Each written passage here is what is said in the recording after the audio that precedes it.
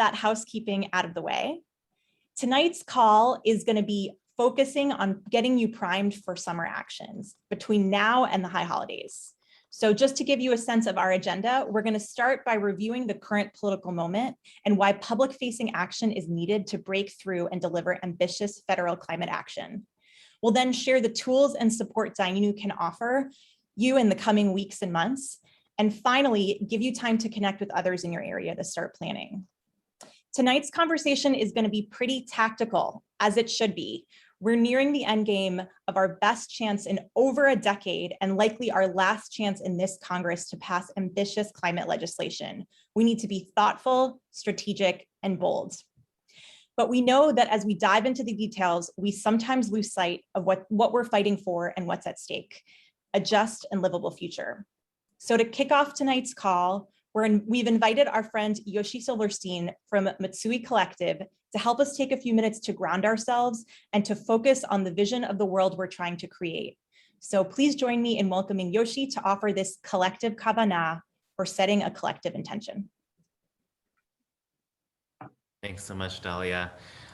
So great to be here with everyone, with friends and colleagues who I know, and I'm really glad to be in this space with folks who I have yet to meet.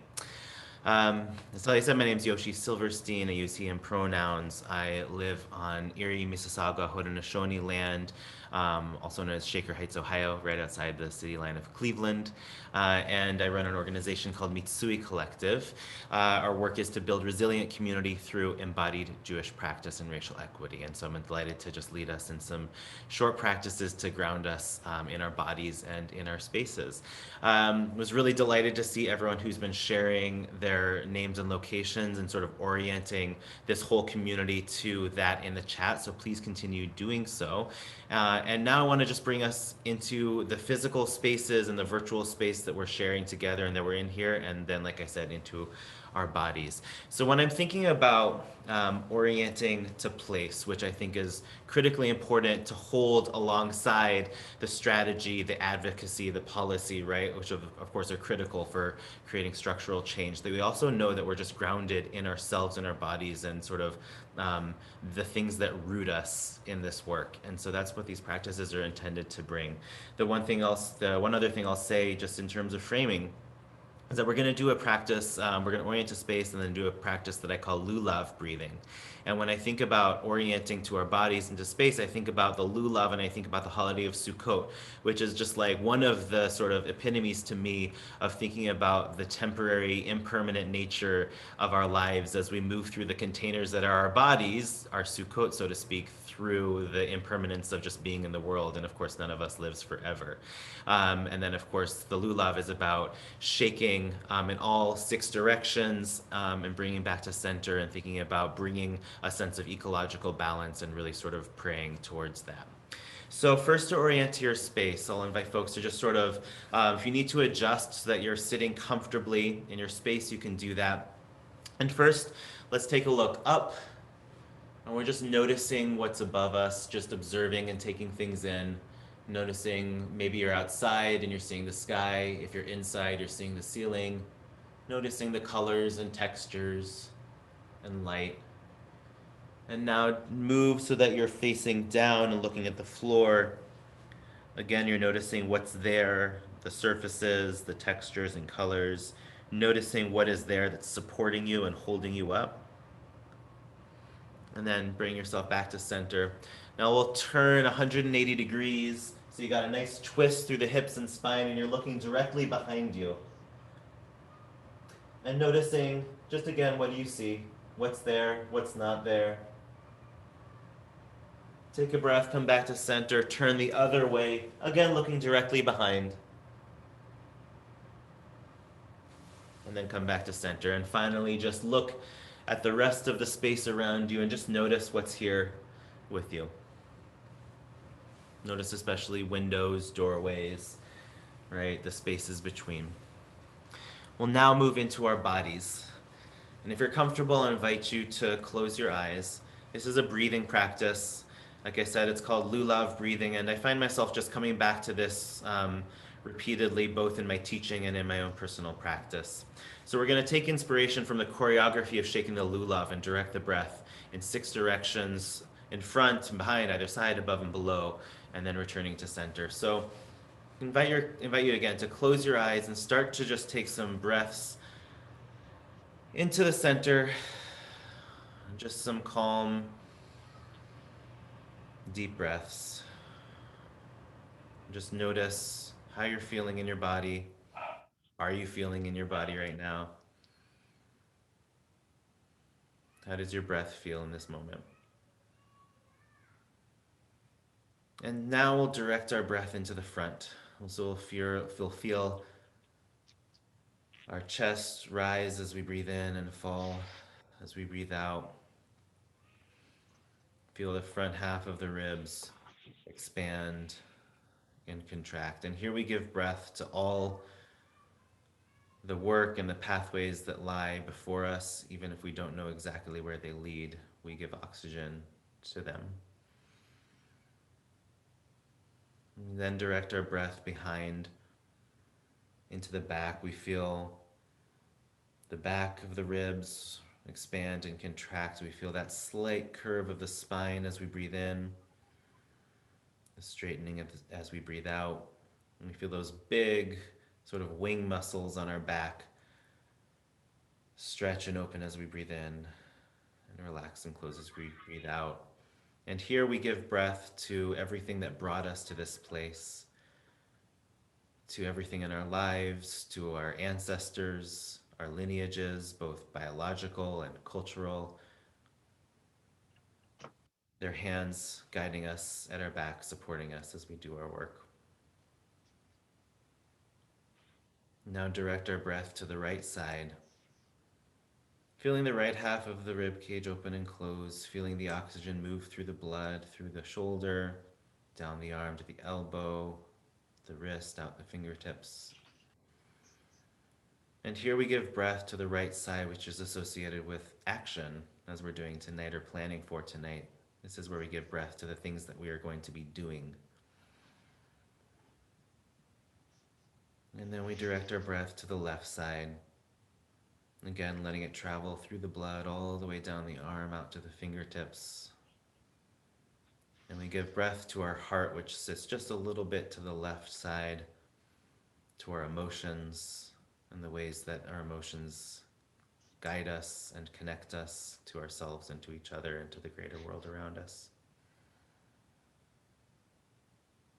Now direct our breath upwards, up through the collarbone and the shoulders, up through the neck into the head. And this is where we give oxygen to these big, thick brains of ours that are always doing so much thinking. Just giving breath to all those thoughts, allowing them to have their space for all of the planning, the ideating that we're doing.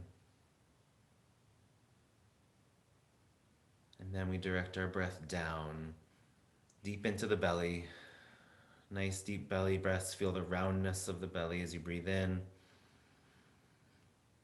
And feel it push the air out as you breathe out. Here we give breath to our digestion, to the processing and reflection, to the composting of things. And we give breath also through the belly down into the earth that supports us. And finally, we return our breath to the center.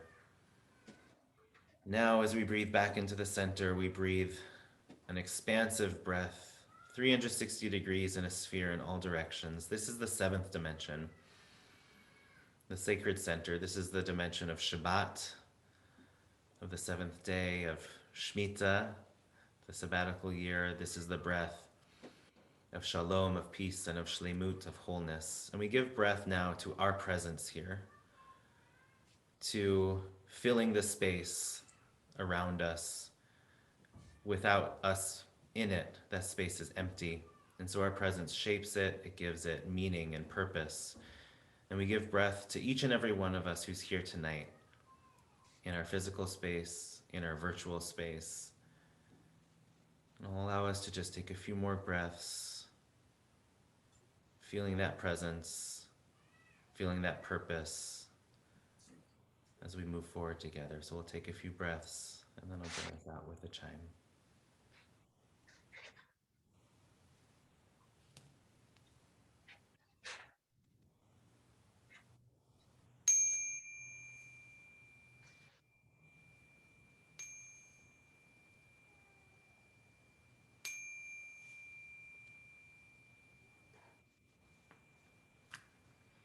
Thanks so much. Thank you, Yoshi. If you're interested in further exploring embodied Jewish practice, we wanted to make sure that you knew that the Mitsui Collective is hosting a Tu B'Av Ecology of Love Summit coming up in just a few days, and it will focus on healing and resilience after a challenging year, and we'll include the registration link in the chat. So with that grounding in this moment, we want to now focus on this political moment. And where we find ourselves this week and in recent times is in a moment where we are experiencing and witnessing the impacts of a changing climate. Extreme weather is happening across our country, heat waves in the Midwest and the Pacific Northwest, hurricane season in full force along the coast of the Atlantic, and a fire season in the West that's already projected to be worse than last year. The climate crisis is demanding our attention and we cannot look away, we must act. But our policymakers here in Washington, DC, they are dragging their feet and they are letting the forces of denial and delay drive them towards compromise and incremental change rather than big and decisive action. It took months to reach a narrow bipartisan deal on infrastructure with only modest investments in clean energy and transportation. And while there are promises to deliver a second, more ambitious budget bill with a focus on climate, care, and justice, this delay has weakened Congress's resolve to address the overlapping crises of the past year, and it's given the opposition time to mobilize and weaken the knees of many members of Congress. Just last week, we got a window into what we're up against when Greenpeace UK leaked a video of an Exxon lobbyist bragging about obstructing climate action and actually naming the names of senators that were on his pressure list. So just like Exxon is mobilizing, we need to be mobilizing and reaching out to our senators and giving them courage to back bold climate action. And that's going to include significant investment in energy efficiency, clean energy and transportation, targeted funding and consultation with communities who've been historically marginalized and left out, a target to reach 100% clean electricity by 2035, and investments in care, in childcare and healthcare and other things that help us reach a thriving economy, Every member of Congress is an important member of Congress in this fight. And we need to be making our case, a targeted case, to each of our elected officials. For moderates, this means giving them the courage to back an ambitious bill that meets our demands and reminding them that there is popular support. The American people back a lot of the proposals that are on the table. For progressives, it means giving them the courage to hold firm and not scale back or give in. And for climate doubters and obstructionists, it means calling them out for standing in the way of what science, justice, and the American people demand. So in the coming weeks, we are going to bring the pressure to our senators' doorsteps. Members of Congress are going to be home for much of August and September, what's known as August recess. And it is our chance to turn out and show them that it's long past due for climate action. So I'm going to turn it over to my colleague, Vicki, and she's going to talk about what we need to do and how we're going to get there. Hi, everybody, and thank you so much, Dahlia, for orienting us to this political moment. I want to move next to orient ourselves on where we are in our campaign for a just green recovery that many of you have been part of over the last year and a half or more. We began with petitions, with meetings with our presidential candidates back before last fall's election, with members of Congress. And now we've begun making phone calls to our senators. And here we are preparing to take public facing action to pressure our senators. Each step of the way, as the stakes for climate action are being raised, we have also been raising the stakes. Last week, activists mobilized in Washington, DC, by saying that the bipartisan infrastructure deal Dahlia briefed us on, is not enough. We need to do more, and we know it's possible.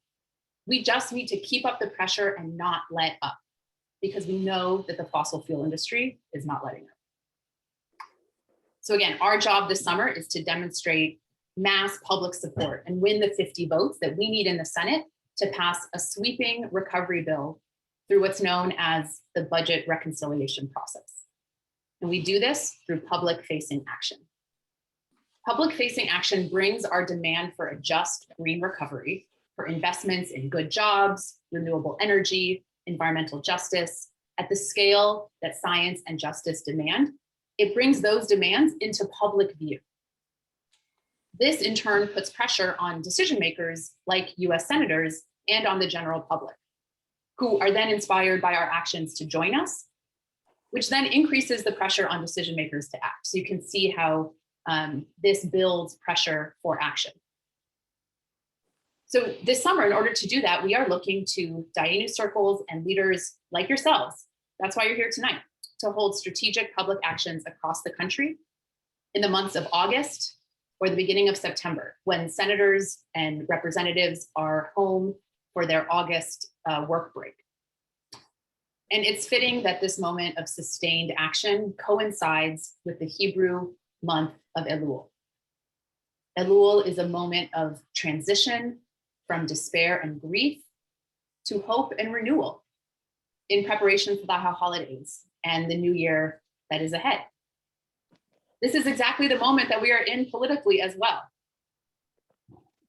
We're going to do this as part of and alongside a broad, multi-faith and secular climate justice movement. And as Jews, we have a unique role to play, raising our collective moral voice.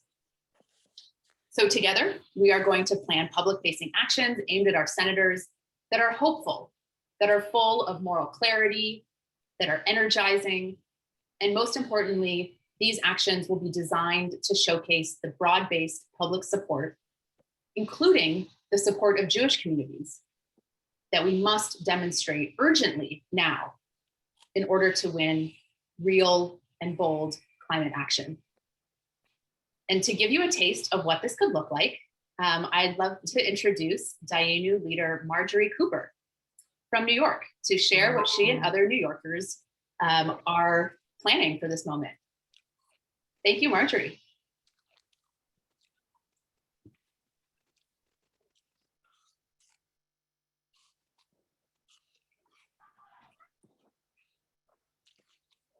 I can't unmute. Oh, okay, here we go. Hi, yeah, I'm Marjorie Cooper and I'm from the Beth Elohim Dayenu Circle in Brooklyn. And I have to confess, like in the past, I've just supported climate action efforts in a very passive way.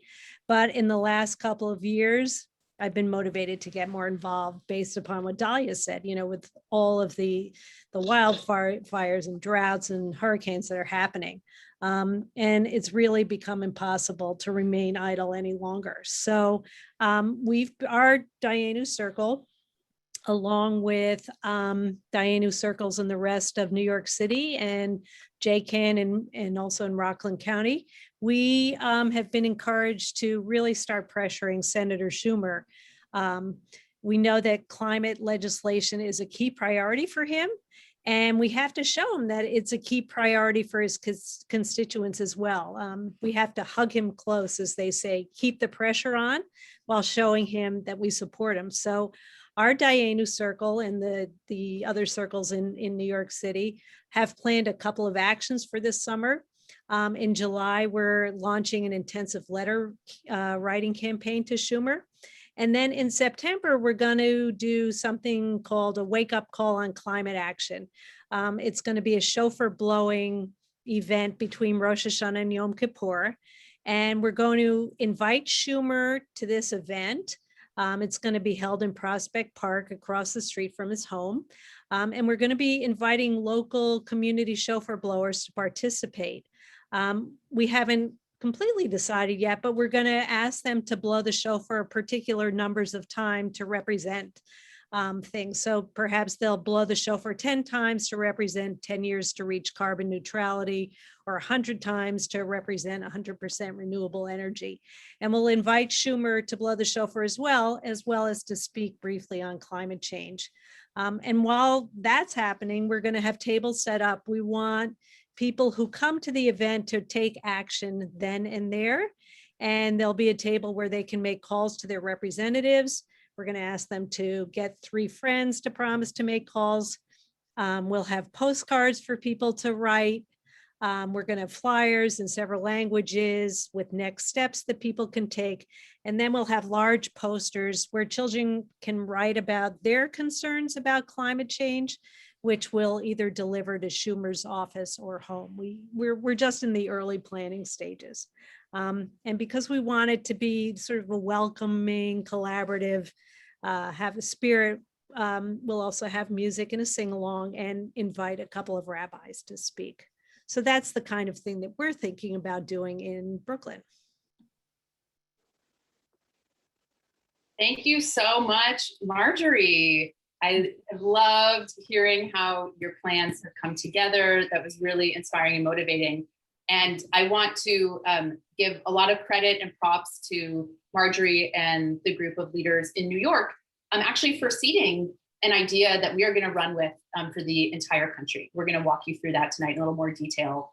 And it's just been really great to be part of this creative process. This is really coming from the grassroots, from Dayenu leadership, like yourself, Marjorie, and spreading to the rest of the country. All right. So now that you know what public-facing actions are, why they're needed this summer, and have a little bit of a flavor for what they could look like from Marjorie, we're going to walk through how to get from intention to idea to action. And that's what Dayenu is here to do, to support you, myself, and our team. We're going to provide materials, a toolkit, which we will share in just a moment. We'll look at together tonight. We'll provide introductions, connecting you with local partners and coalitions that Dayenu is a part of nationally. And we also can provide coaching. We can do calls with your leadership team. We'll have weekly office hours starting next Tuesday at 3 o'clock Eastern time, noon Pacific time. And we're going to start at that first office hours next week with roles and recruitment. You are not going to be starting from square one. Okay, the action toolkit that we'll look at shortly has a description of this action that we're recommending, which was inspired by Marjorie's CBE Dayenu Circle and other Dayenu circles that are working together across New York State. And that is the clarion call for climate action, a community shofar blowing. We also are offering in the toolkit ways that you can make this action unique and authentic to your community in ways that are Jewishly rooted. And you can find descriptions of these actions again in the toolkit that we'll share in just a moment. So to describe again, because it can't be said enough, what we're going to do is we're going to go to our senators' offices, and groups of us are going to blow the shofar as a wake-up call for climate action. Some of us will do this with other faith communities who will offer their own traditions wake-up calls. Some of us will do this in community with fellow Jews. And some of us will add other elements like apples and honey for a noshin, and props to the TRS Dayenu Circle in Northern Virginia for that idea, or an offering of prayers and song.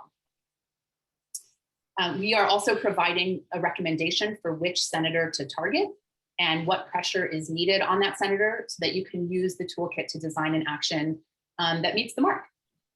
And we're going to share that recommendation with you in just a minute. But your first step is building your planning team and finding your people to organize with. It makes it more fun and more successful. We're going to dedicate really the bulk of the remainder of the call to doing that. And I'm going to hand it over to my friend Muriel to provide further instructions.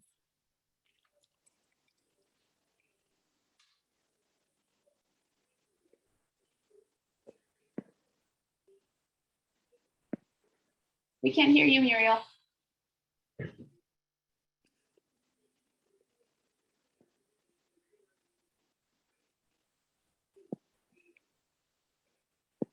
Try now. Thank you. Hi. Sorry about that. Hello, everybody. My name is Muriel, and I'm really so happy to see all your faces on this call tonight.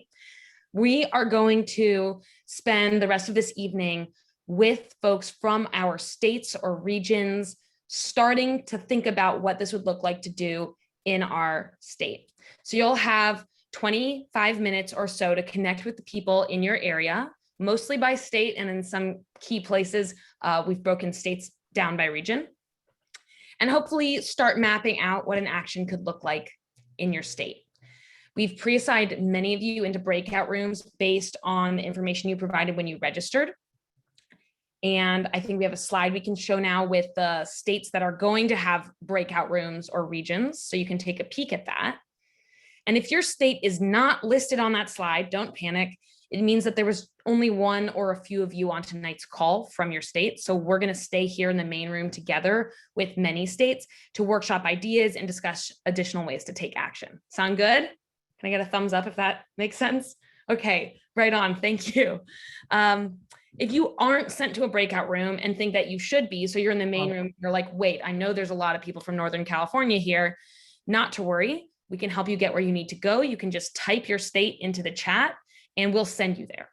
And if you find yourself in the wrong breakout room, so we send you to Florida and you're supposed to be in Maine, then you can just click leave breakout room, come back to the main room and say, I'm supposed to be in Maine, and we'll send you there again. Cool. So in some states, Dayenu leaders have already gotten the ball rolling and they are prepared to facilitate that conversation, and they'll get your input and get you plugged into the planning efforts.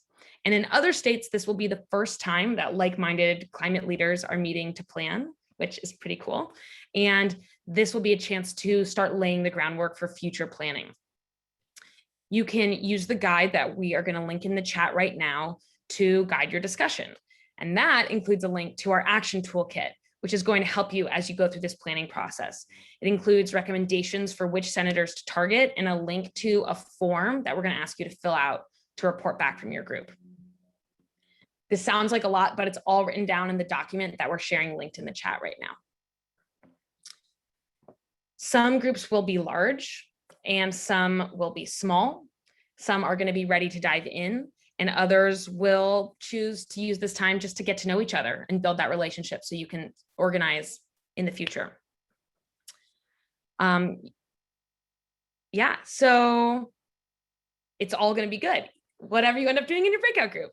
And we're here to build community first and foremost and have fun and build those connections that we're going to need to take on the fossil fuel industry.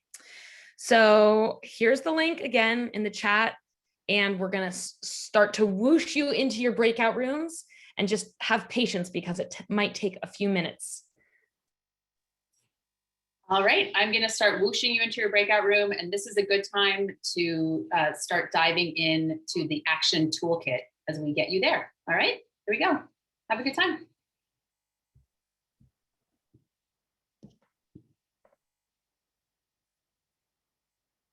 Whoosh.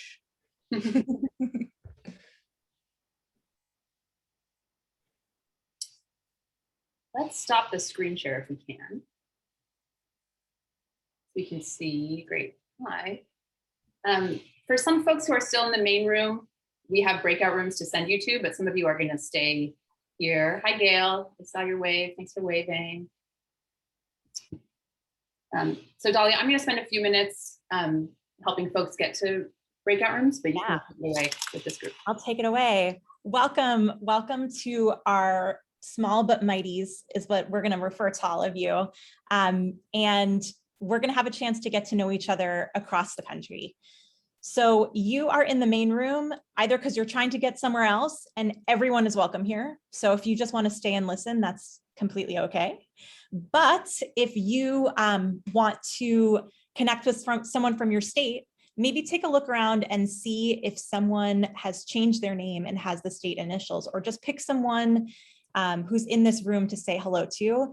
You can send them a direct message, you can send them a chat by scrolling through the participants list, or feel free if you're in the chat, if you didn't list your state, to introduce yourself so we know where everyone's joining from across the country, because we've got quite a few states represented here.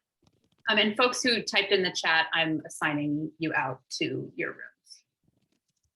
Great. And I see this question about Massachusetts. We're going to get you there. Yep. Maryland, New York, we're working on it. Perfect.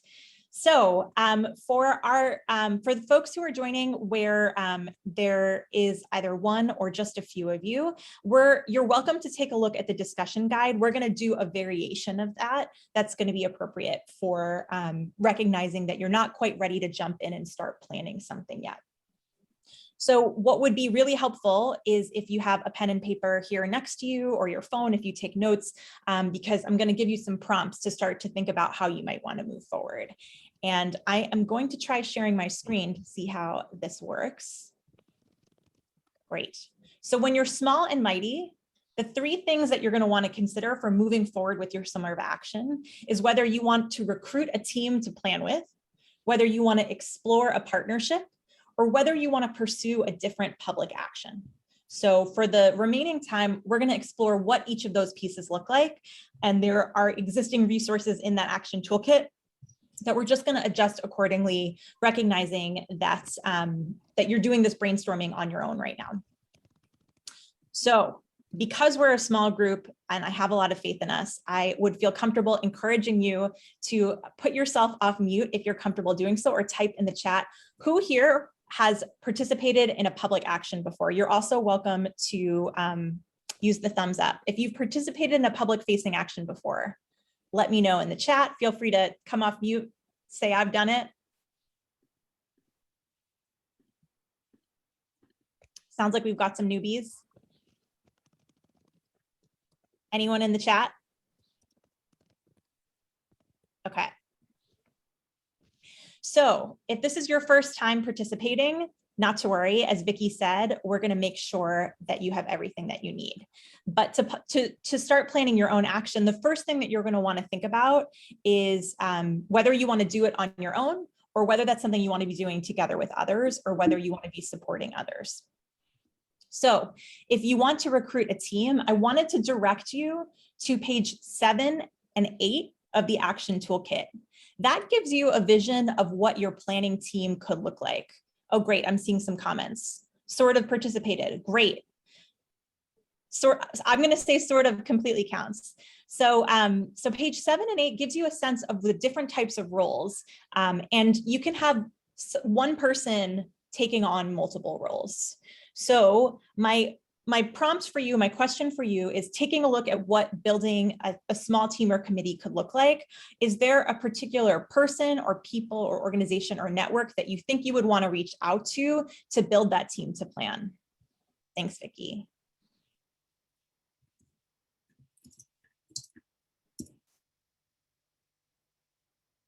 So if anyone have any ideas or want to share who they might, if they wanted to build their own team looking at these particular roles, where they might want to go.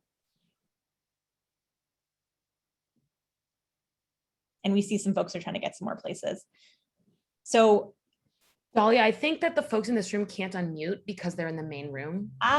Great So point. They're Okay. quiet because they are muted, which must feel bad. So maybe we could invite them to unmute and then remute themselves. I don't really know what the way to do that is. Emma shaking. That is a good, you know what? I just did it. You should be able to unmute yourself now. How does that go? Okay, Emma. Oh, sorry about that. Okay, so we have a backlog. Does anyone want to share an action they've participated in, or who they might go to recruit for some co-planners? So please, I see we've got a few folks on mute. Jump right on in. this is Gail in West Virginia. I hope you can hear me. Some of the things that we have done, Temple Israel convened, we had a summit 2 years ago on climate change. And we reached out to as many partners as we could and to the broader community. So we included the Council on Churches. We went to the Citizens Climate Lobby, West Virginia. We went to the West Virginia Climate Alliance, didn't exist at that point. We went to the solar people, to West Virginia Rivers, and all kinds of others who had shared interests and concerns. Now, this is obviously a lot before what you're doing now, But right now, our CCL West Virginia is really pushing for SOFA, the Save Our Futures Act. And so that's a big thing we'd like to have, you know, a public action with. And we have one of those moderate senators. Some of you may have heard of him. Okay, so enough said, we have a challenge. So we want to partner with anybody and try and get as many voices so that our senator recognizes that it can't always be bipartisan. We're in a very red state. Great. Hi, that's great. Bad. Hi, Jeremy. Jump on I'm it. here. Carol, I don't know if you want to unmute, or I don't know if you want to come together or just listen. I think the question is whether there should be a Connecticut focus room, whether we want to send folks to a Connecticut focus room. Yeah. I think if you, we're happy to send you to a room. Nazi and or Levy can create a room for you. You're also welcome to stay. Okay, you're gonna go. Okay. Yeah, Great. Merle and Jeremy and Carol, you should be able to find a button at the bottom of your screen to go to the Connecticut room if you want to. Are Or we you- the only 3 people from Connecticut? Well, my husband's here too, Eve. Yeah, yeah. If we're the only people, we'll listen to other people, what they have to say. That's fine, because we can talk anytime. Okay. So I know, Emma, I saw you come off mute. So did you want to share a little about where to look to for a partnership or to recruit others to work with? I was just testing whether the mute worked or unmuting. Nice. The thing that's most resonated for me from the series of trainings before is I'm really curious, Gail, how you are thinking about this, and your strategy, I think, probably reflects this, but what the New York group described doesn't really feel like it would fit here. Like, inviting our senators in Maine to blow the shofar would be, I think, a little incongruous. And like, it doesn't feel like the Jew. I'm not really feeling the Jews as a constituency. Right. Right. I don't know whether that's true or not, but to me, it doesn't seem like it fits. There's like a whole bunch of stuff that happens from an activism perspective in Southern Maine. Sure, fine. But our senators care a lot about what happens in rural Maine. So which is, I live in a small town. I'm assuming that they care somewhat about what happens among religious communities in rural Maine. So the thing that best sat with me was trying to find rural faith leaders besides the rabbis, of which there are like 6 total in the state. I don't know, making that up. And there's been I'm curious if anybody from Dayenu has reached out to Rabbi Erica Ash. I don't know if she's been on your target list. No, she's like kind of a badass for organizing and has done a lot of great work. I haven't talked with her about this yet, but that seems like she has done a great job of organizing coalitions but she's like in the big city of Lewiston, or I can't remember exactly where she lives. Anyway, so like something with church groups essentially. But I like Gail, thinking about solar groups and other people who have 501c4 arms or something like that. Yeah. Great. I think I'm going to try and summarize some of the great points that came out from both Gail and Emma. So one of which is a great place to start recruiting your team from is looking towards people who've done this before and are superstars, right? So we heard about this rabbi in Maine. I can imagine that in each of your communities, that might be the case. So having a preliminary conversation, hearing if they might be willing to partner, hearing if they have an existing infrastructure or a committee that you can work with. And sometimes those are going to be individuals and you can sort of collect them together. And sometimes they're going to be existing organizations and it's about forming partnerships. And in the toolkit on page 10 is a brief sort of overview on thinking about partnerships. And I think the other piece that came through from both Gail and Emma is thinking through, are you looking to create a multi-faith coalition? Do you feel like it's really just about strength in numbers and you want to draw from as many constituencies and stakeholders as possible? Are you looking to connect with other Jews? Do you feel like that Jewish moral voice is something that would be meaningful to your senator? So those are all great considerations. And I think all of that can be done in mind with trying to understand who your target is. And you'll see in the discussion guide that we have recommended senators for each of your states. And so while you're recruiting a team or exploring partnerships, you might want to be going to people that you know would be respected or understood or appreciated by your elected officials. So that's another dimension of trying to build partnerships and or recruit a team, is thinking about who has the power and respect of your, or the ear of your elected official, and they're probably a good place to go. And if you feel like you're all together trying to get more attention and get more of an ear, then you should be joining forces. And you'll see under those, we've heard some examples about different senators here. We've identified what we think those senators need, whether they need pressure because they're open-minded and they might be persuadable. And so it's really about trying to hold their feet to the fire. Whether they need courage because they're fully bought in, and they need to make sure that they hold the line so that we don't water down these proposals, or whether they're a lost cause and it's really about publicly shaming them in a way that makes clear that if you are not for climate action, you're standing in the way of progress. And in this case, it's actual investments in your community. It's making sure that roads aren't buckling, making sure that lights are staying on, making sure that communities have what they need. So so all of those are just points I wanted to highlight in terms of the resources that I shared. With the roads buckling in it. Please. Can yeah. someone tell me how to get the transcript away from the faces so I can see you instead of the words? You're going to want to click closed caption and then hide subtitle. Thank you.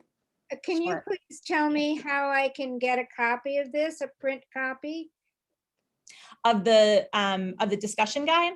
Yes. Well, I can send you the link right now. Is that what you're looking for it now?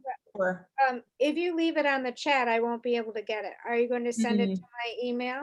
Yeah, we're going to send it as a follow-up. Okay, thank you. Yeah, thanks for confirming. So the last piece is pursuing a different public action. So we talked a little about recruiting a team. You can find some guidance on building an organizing team on page 7 and 8 of the toolkit. Trying to develop partnerships, which I think is a really great way to go if you feel like this Jewish perspective is not one that will land with your senator, or you're trying to make sure you're showing the broad support across the state.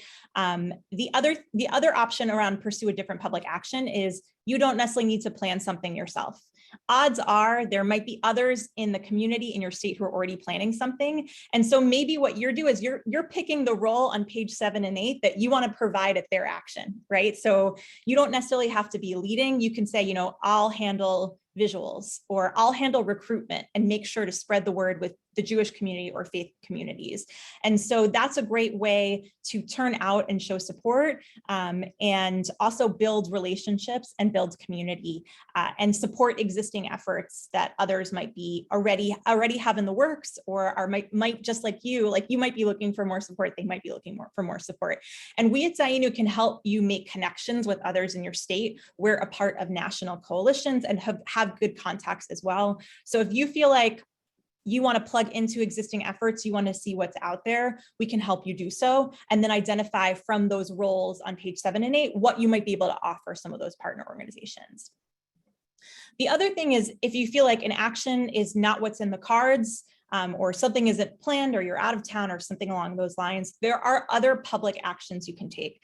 As Vicki said, we really want to emphasize that at this point, it's all about doing things publicly. Behind closed doors does not keep the pressure on our elected officials. So you might consider writing an op-ed or a letter to the editor. When senators are home, they are definitely reading the local paper, and we know they'll be home in August and September. And so that is a way to raise up your voice publicly. And it's something you can do with a smaller group of people. You can either do that on your own, you can write it with one other person, 2 other people. Maybe you want to find a local partner or even a local clergy member and write together. So that's a great public action that it can be done with a smaller group. You can also do something called bird dogging. Has anyone ever bird dogged, or does anyone know what bird dogging is?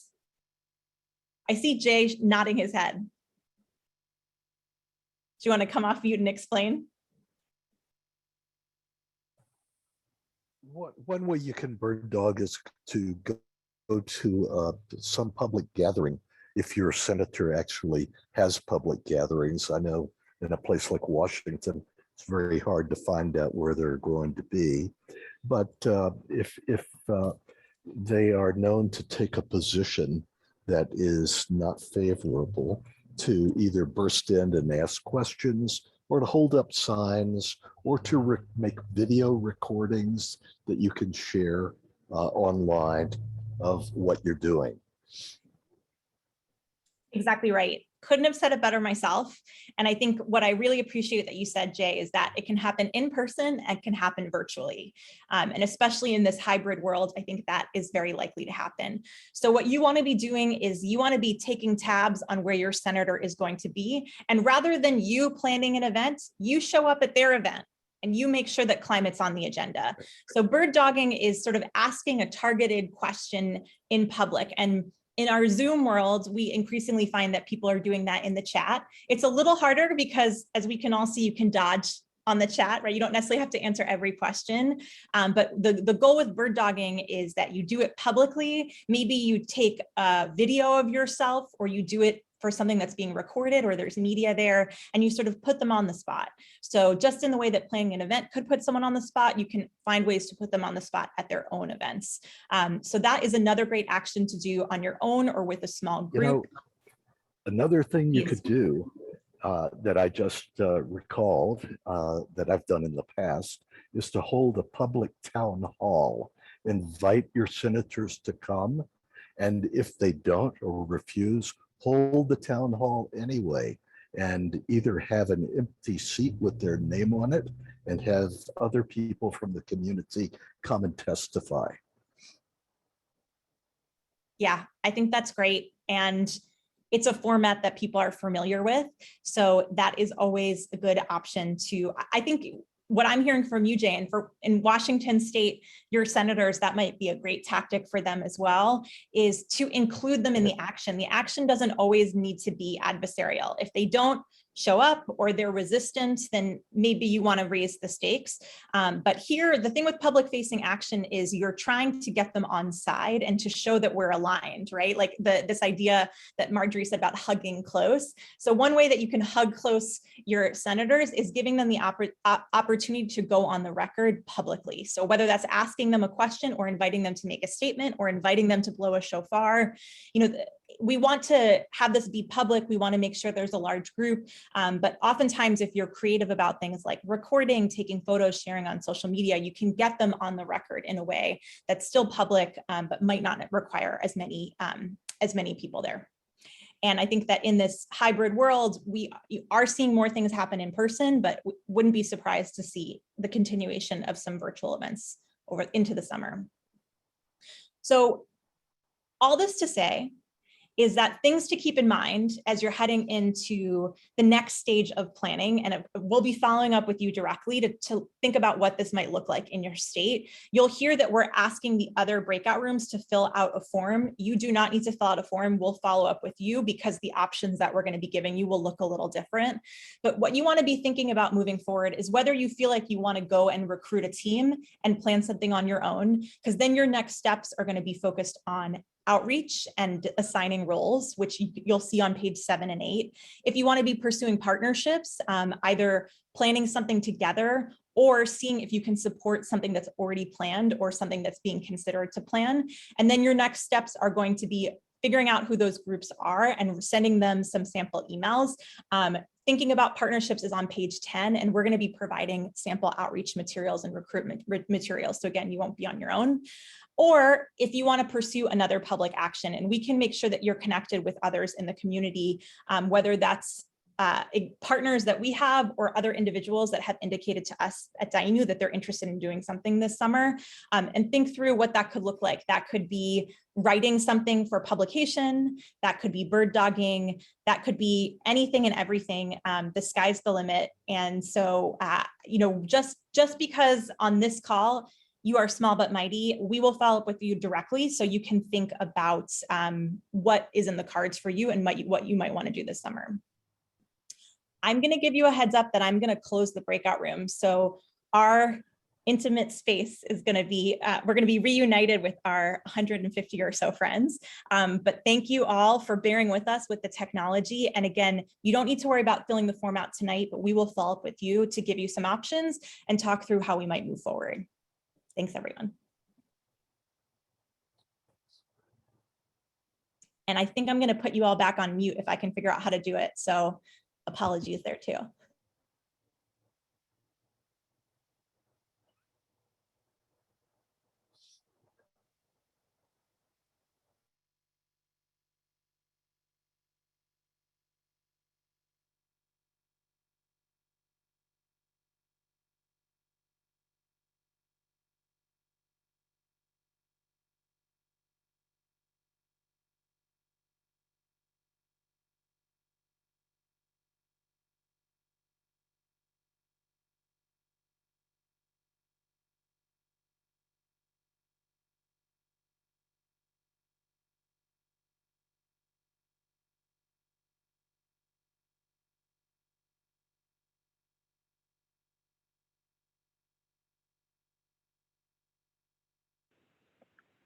Whoops. Thanks, everyone.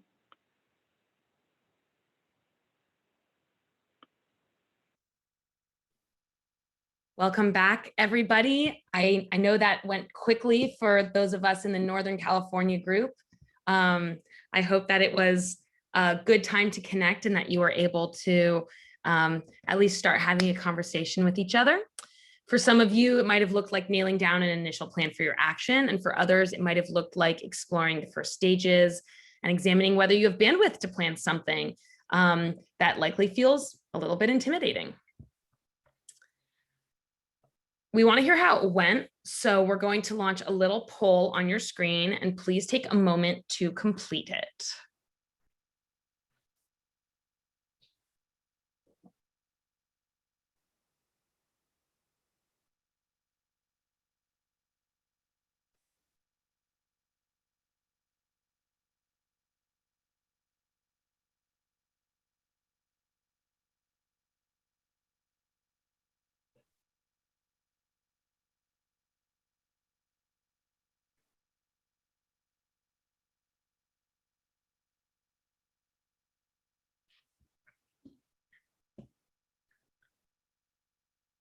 We're so close. Wow. 80% of you have already filled out the poll.